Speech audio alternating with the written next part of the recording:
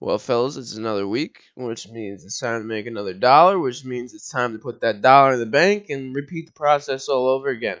Um, I wanted to wait till this morning to make this video due to the fact that today's open is going to be extremely important in relevance to our weekly chart.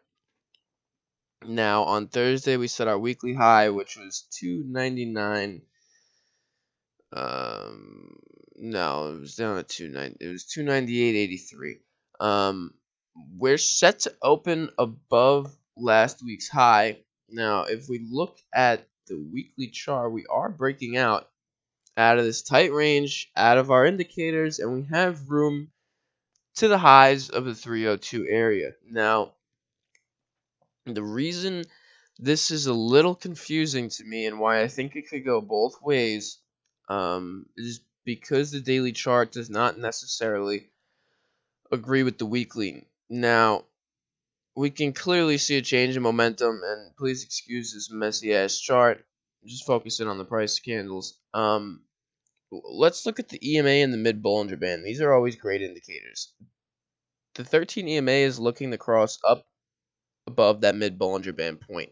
That's going to bring price with it. Now, these are lagging indicators, of course, but this is showing me that, yes, we broke out of this multi-day range, and today we're gapping up above last week's high and above last week's value, which is an incredibly bullish move. That usually presents us with the gap and go setup. Now, this week and today, the gap isn't that large, right? So, figuratively, you can take a call position at the open and monitor it for continuation or lack of, as we call it. Lack of, which would be your stop loss, is if the gap gets filled. If we get accepted back into last week's range, you can look to take that position off and either go short or just be patient. I usually like to be patient and let things develop. Now, with the clear play at the open being to take the calls, we have room to the high, which is our next weekly resistance at 372. So there is room.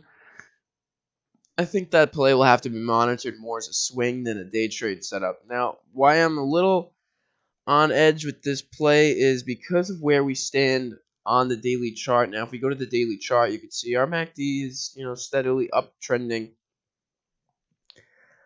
But right where we're at in terms of our top Bollinger Band and where we're going to be opening today is outside of the top Bollinger Band.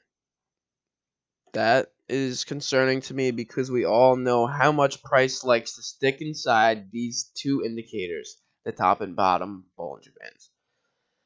So when it comes to the gap, how much do you want to chase this and how much do you think that this stock can run after the open to make your risk reward setup worth it? Now, this is where it comes into a trader's mindset. Um, are you going to take the call setup? Are you going to fight the top Bollinger Band extension?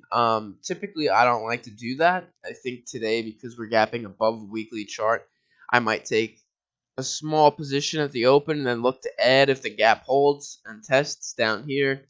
Um, down to that 298.83. If we get oversold and are trading around the 299, like low 299s, yes, we could look for a call position and monitor it that way. And that way, your risk setup is like 15 to 20 cents opposed to around 50 cents. So we got to think about that. But definitely keep the weekly and daily chart in mind here. I'm not sure how long and how serious the bulls will be above this weekly high. But keep in mind we are breaking out of a base. Technically, we have room. We have a little bit of trade hope. And we'll see what comes into the market. But as of now, that's what I'm watching this week. I think that'll adjust a lot of my portfolio on Robinhood and my investment account, which is more where I swing trade my stocks and find value and growth stocks that I like to hold through times of market strength and weakness. So I want to focus on the SPY. I think the SPY actually presents good swing setups.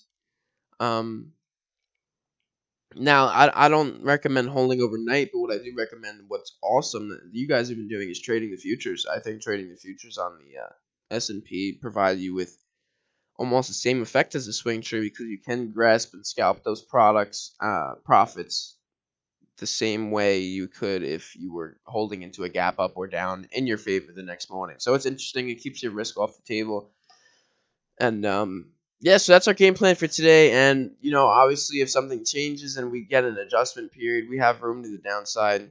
You know, so I'll probably end up making another video if that's the case, and then going over a watch list. But as of now, the trading range is expected to be a little tight, but for swing trading, not too bad of an idea. We'll see how this plays out. I'll talk to you guys in chat. Enjoy your day, and let's go kill it.